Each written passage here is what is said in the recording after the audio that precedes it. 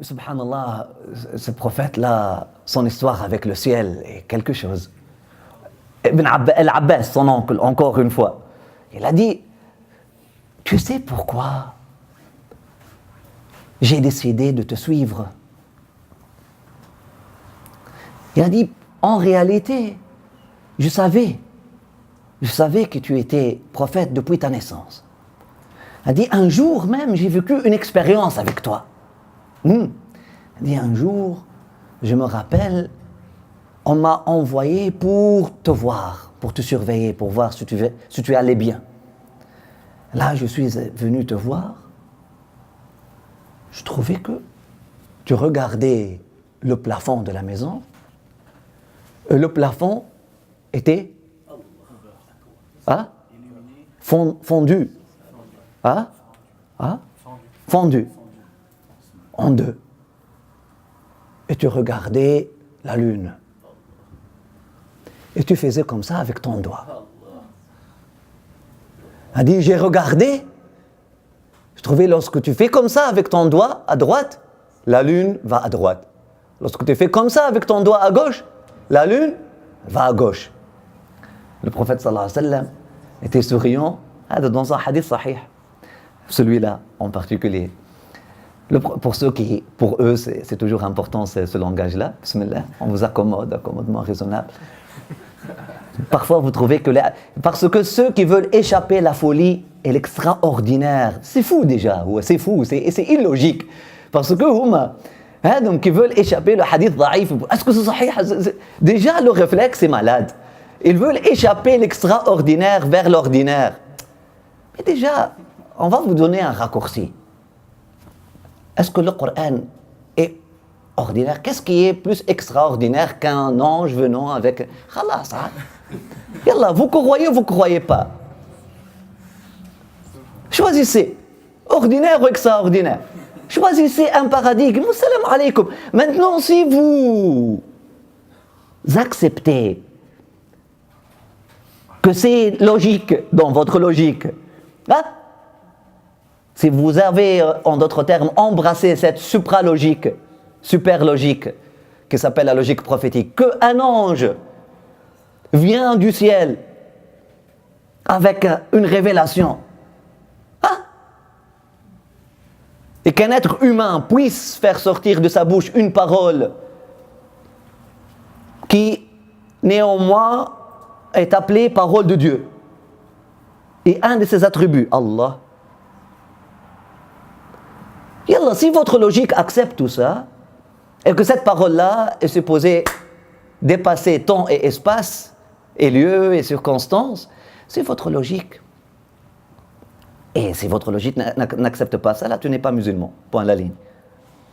Si votre logique accepte ça, qu'il y a une révélation, qu'il y a quelque chose qui s'appelle Nabi, etc., là, ouvrez-vous au reste.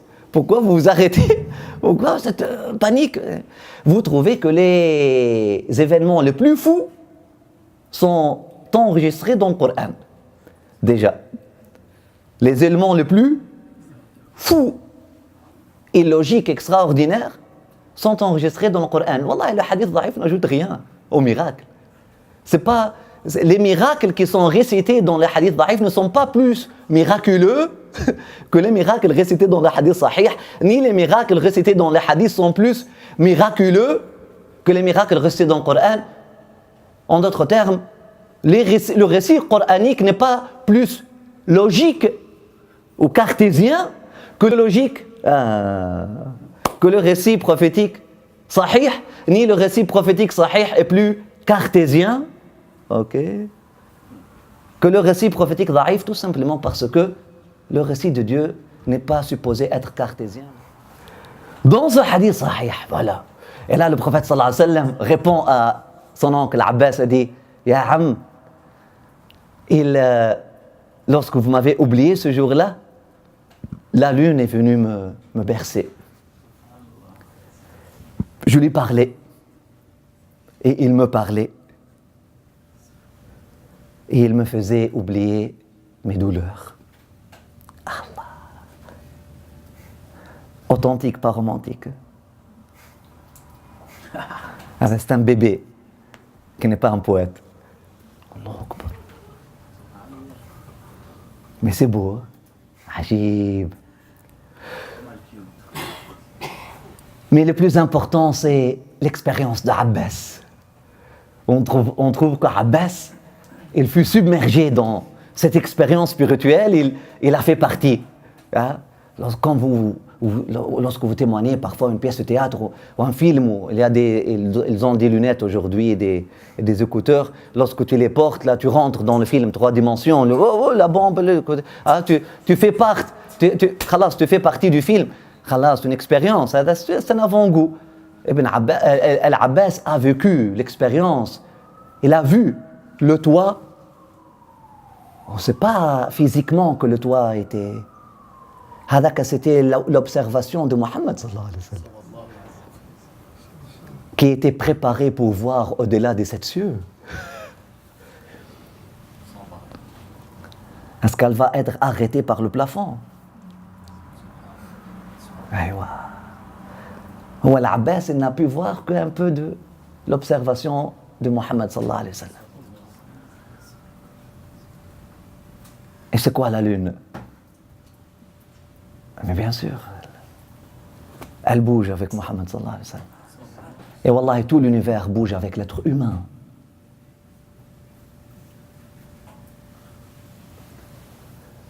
Lorsqu'Allah subhanahu wa ta'ala te dit que ces créations-là sont pour toi, et fussent créées pour toi, et suivent ton rythme, ne suis pas donc leur rythme. Allah subhanahu wa ta'ala, il sait quoi dire. Allah subhanahu wa ta'ala, il sait quoi dire. L'être humain qui reconnaît, pas avec arrogance, qui reconnaît sa centralité de l'univers. Vous savez, les 3 chocs, là, les 3 chocs philosophiques, voilà,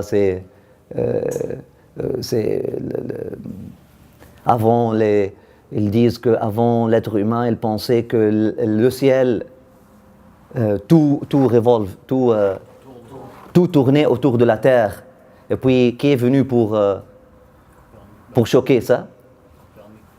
Copernicus et puis aussi Galilée. Galilée a donné le premier choc à ce qu'il appelle l'égocentrisme humain. Après ça, ils disent, voilà, donc l'être humain, il pensait qu'il était... c'était quoi l'autre? Voilà, l'être humain européen pensait que voilà, l'Europe c'était le centre de la Terre ou quelque chose comme ça. Et voilà qu'un autre Copernicus ou Magellan ou quelque chose comme ça a découvert que non. Voilà. Et puis je pense que le 3e choc était, voilà, il pensait qu'il était le meilleur de toute la création. Et voilà que Darwin lui montre qu'effectivement il était le descendant d'un singe. Bon. C'est bien pour l'égocentrisme humain, mais en réalité, Allah subhanahu wa ta'ala dans le Coran, il nous dit que dans la vraie science, c'est-à-dire que la connaissance physique, encore le comment de la chose, on n'en parle pas. Mais dans la vraie science, le pourquoi de la chose, mais si tout tourne autour de la Terre, mais si la Terre, c'est le centre de l'univers. Oui, on connaît, c'est un petit bout, c'est un atome, c'est un... Oui. Ce rien de rien là, ok? Cet insignifiant là, Allah subhanahu wa ta'ala l'a choisi. Dans le langage religieux spirituel, la terre est le centre de l'univers. Et l'homme est le centre de la création. Voilà.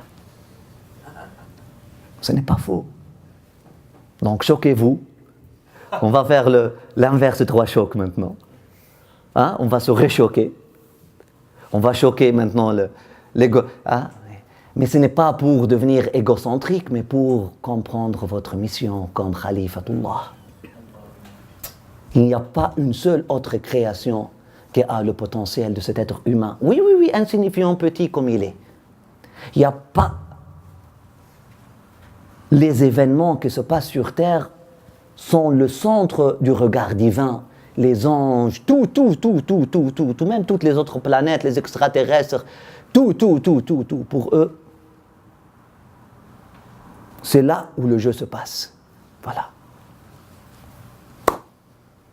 Et pour la création, les lions, les loups, c'est l'homme. Et pour l'homme, c'est les ibadullah. Et pour ibadullah, c'est Abdullah. Et pour Abdullah, c'est au-delà de la création, c'est Allah.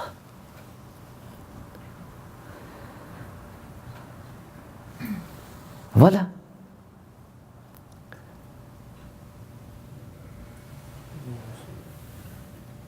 La dernière chose qu'on va mentionner, comment il a, avant ça, subhanallah, il dit d'ailleurs, Sayyidina Muhammad sallallahu alayhi wa sallam, il dit à son oncle Abbas, il a dit, je parlais avec lui, la lune, je parlais avec elle, la lune, ok, une lune. Je parlais avec elle, elle parlait avec moi, c'est encore plus romantique en français. Bon, bismillah. Je parlais avec elle et elle parlait avec moi. Et puis, et j'entendais ses prières, son battement, son wajba, sa respiration lorsqu'il se prosternait devant le arsh. Allah subhanahu wa ta'ala. Là, Sayyidina Muhammad sallallahu alayhi wa sallam, il nous dit, il nous révèle des témoignages que lui-même, comme bébé, il a vu ça, et puis encore, il se rappelle de tout ça. Il est dit que les enfants voient des choses. Les enfants peuvent voir des choses, on peut voir que les enfants sont beaucoup plus conscients du monde invisible que nous.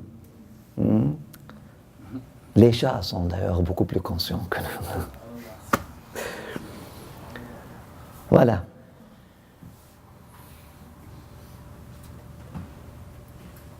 Ils disent, dans un autre hadith, le prophète sallallahu alayhi wa sallam, lorsqu'il fut né, la première chose, il a parlé, il a dit Allahu Akbar kabira walhamdulillahi kathira.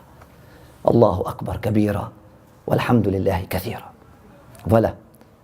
Donc, ce n'est pas juste Isa qui a parlé dans le berceau. Muhammad sallallahu alayhi wa sallam a parlé dans le berceau. Et puis il a dit Allahu Akbar kabira walhamdulillahi kathira. Il n'a pas dit Inni Abdullah, mais il a parlé d'Allah. Il a rendu gloire à Allah. Il a dit Inni Abdullah avec son mouvement. Il s'est prosterné. Il a dit Allahu Akbar kabira walhamdulillahi kathira. Il a rendu gloire à Allah subhanahu wa ta'ala. Tout ça a été résumé dans une vision de son grand-père, qui était le Qutb, nous avons dit, qui était le pôle spirituel de son époque, avant la naissance du prophète sallallahu alayhi wa sallam, Abd al-Muttalib. Il a dit la veille de la naissance du prophète sallallahu alayhi wa sallam, il a vu une chaîne de lumière qui est descendue du ciel, qui est sortie de son dos, puis qui a connecté le ciel à la terre et l'est à l'ouest. Et puis cette chaîne-là est devenue un arbre de vie. Cette chaîne-là est devenue un arbre.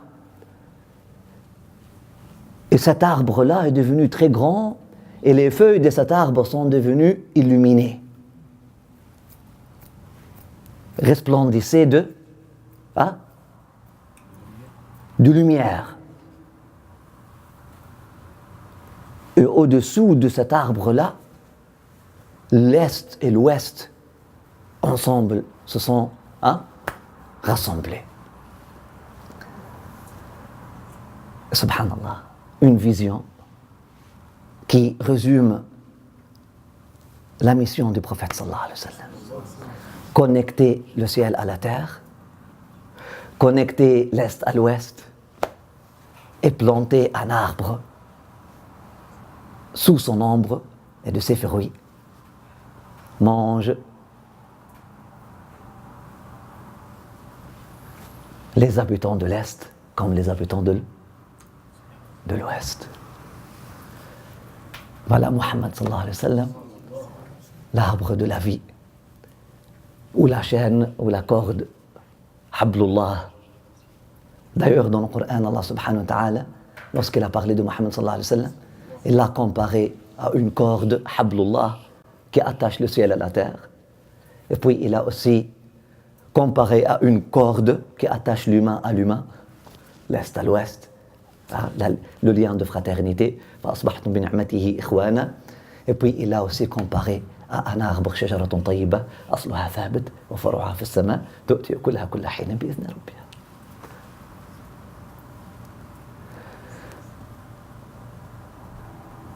Voilà, au-delà de la philosophie, c'est la sophie. Au-delà de la connaissance, c'est la reconnaissance. Et au-delà d'un événement de naissance, c'est la renaissance spirituelle que chaque croyant devrait vivre et chercher en écoutant et en récitant le récit de la naissance. Voilà pourquoi les êtres humains dotés d'intelligence ont toujours célébré. On trouve nos frères et sœurs chrétiens, ils ont gardé cet héritage, et c'est cet héritage-là qui leur a gardé un peu de lumière, même dans les années de ténèbres, qu'ils appellent les années-lumière. La célébration de la naissance de Jésus. Et vous sentez, vous ressentez une beauté. Subhanallah, ajib les liens familiaux. Même avec hypocrisie, mais les gens se trouvent généreux, même les plus avares. Ils s'achètent des cadeaux, s'échangent des cartes, des jolis mots. Parce que je travaillais dans la prison, j'ai vécu ça avec mes compagnons, mes frères et sœurs, subhanallah, qui cheminaient avec moi parmi les chrétiens et même ceux qui ne croyaient pas. Vraiment là, Christmas. Hein? Ils nous donnaient ça comme vacances obligatoires, mais moi j'insistais à aller visiter ce jour-là en particulier. Parce que c'était la journée la plus importante pour eux. Cadeau. Et puis on trouve aussi dans le récit de la naissance de Jésus, subhanallah, la crèche, oui, les 3 mages, oui, l'inspiration. Jésus né dans l'étable, etc., etc. Le récit coranique est encore plus beau. Jésus né au-dessous d'un arbre, un tronc de palmier que Mariam a voulu chercher support pour son dos, pour donner naissance. Et lorsqu'elle l'a touché, avec l'ordre de son bébé, qui est Ruhullah, qui est porteur de vie, elle a touché le tronc de l'arbre et le tronc de l'arbre est devenu un palmier, dattier. Et instantanément, elle a donné des dattes fraîches. Et qui tombaient sur elle. Et de l'eau fraîche au-dessous d'elle. Allahu Akbar. Le récit de la naissance est très symbolique parce que effectivement, la naissance de la lumière prophétique dans ton cœur est censée te donner le même phénomène. Ton tronc mort est supposé regagner vie et donner des dattes fraîches, de la douceur de foi. Et tu es supposé retrouver ta source. Et tu es supposé Kuli washrabi wa qarri ayna. Tu es supposé maintenant manger et boire de ce banquet spirituel et être content et heureux dans la présence de ton Seigneur. Voilà. Le récit de la naissance, au-delà de nous relater ou de relater des événements miraculeux qui ont accompagné la naissance de l'individu qui s'appelait Mohammed sallallahu alayhi wa sallam, de l'individu qui s'appelait Isa alayhi salam, et de nous manifester la grandeur de l'architecte de tout ça. Au-delà de tout ça, c'est pour te parler et afin que tu puisses faire un parallèle entre ce phénomène spirituel qui s'appelle la guidance, ou le début de la guidance, ou la naissance de la foi dans ton cœur, ou la renaissance, ou l'éveil, ou le réveil, et la naissance du prophète. Parce que n'oubliez pas qu'avec le prophète, même la manifestation du corps du bébé du prophète a été accompagnée par la manifestation de quoi? Rappelez-vous, la manifestation de quoi? D'une lumière. La lumière accompagnatrice à Nour al-Muhammadi. Et Ibn Abbas, et Al-Abbas, il nous résume la aqida des compagnons. Voilà. Abbas, c'est un prototype de compagnon. La aqida des compagnons était la suivante. Nous marchons dans la lumière qui fut manifestée, qui a accompagné la naissance de Mohammed sallallahu alayhi wa sallam. C'est grâce à cette lumière-là que nous sommes en train d'être guidés et accepter et accueillir la guidance. C'est la aqida des compagnons. Si vous voulez une autre aqida, c'est votre choix. Mais moi, je veux la aqida de compagnons. C'est leur perception, c'est leur façon, c'est leur vision, c'est leur perception des choses, c'est leur conception, c'est leur paradigme.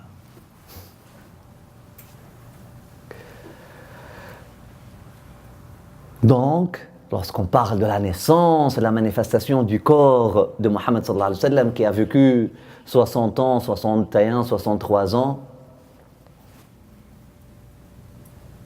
on parle aussi de la naissance, de la manifestation de la lumière qui est là pour toujours, dans laquelle tu es en train de marcher et que tu peux épouser, embrasser et vivre, et grâce à laquelle tu es guidé et tu as pu goûter quelque chose. C'est le même phénomène.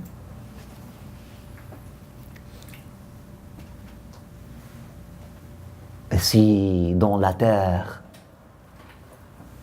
cosmologique, il y avait ces événements-là qui se sont passés, dans la terre de ton cœur, il faut aussi voir des événements extraordinaires. La tombée des idoles, changement de paradigme, bouleversement des 5 éléments, et la déclaration de la suprématie de la lumière de guidance, de guider. Qu'Allah subhanahu wa ta'ala, Inch'Allah, nous guide et vous guide, nous donne, Inch'Allah, lumière sur lumière, nous donne, vous donne, guider et guidance sur guidance. Amin ya arhamar rahimin rabbil alamin. Wa sallallahu wa sallam wa barak ala sayyidina habibina shaykh Muhammad wa ala alihi wa ashabihi tayyibin tahirin walhamdulillahi rabbil alamin. Fatiha. Alhamdulillahi rabbil alamin arrahmanir rahim. مالك يوم الدين إياك نعبد وإياك نستعين اهدنا الصراط المستقيم صراط الذين أنعمت عليهم غير المغضوب عليهم ولا الضالين آمين. Alhamdulillah.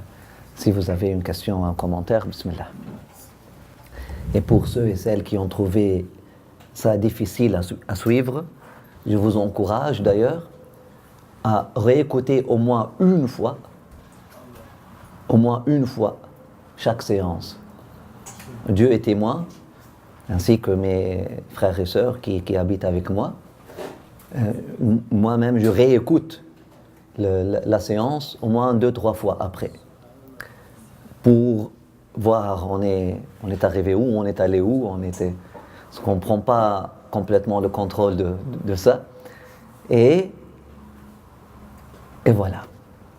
Il y a des subtilités que certainement, on ne s'attend pas à ce que vous saisissiez tout de suite. Toujours celui qui entend est moins patient que celui qui parle, est moins confortable que celui qui parle. C'est réel. Donc, si vous réécoutez une fois, deux fois, là, à chaque fois que vous allez écouter, vous allez trouver des dévoilements, des choses qui vous... Et puis, au-delà de ça, vous allez commencer à connecter, à méditer, parce que c'est un exercice de méditation auquel on vous invite. Bismillah, tfadalou. Et ceux et celles qui veulent quitter, salam alaikum wa rahmatullahi wa barakatuh, hafizakumullah. Bismillah, tfadalou. Juste ajouter un commentaire, mais Bismillah. il n'y a pas vraiment quelque chose à rajouter. Non? Oui. Une des choses que je retiens dans cette séance, c'est que il faut apprécier le symbolisme dans chaque chose. Et la place de la littérature dans la spiritualité, elle est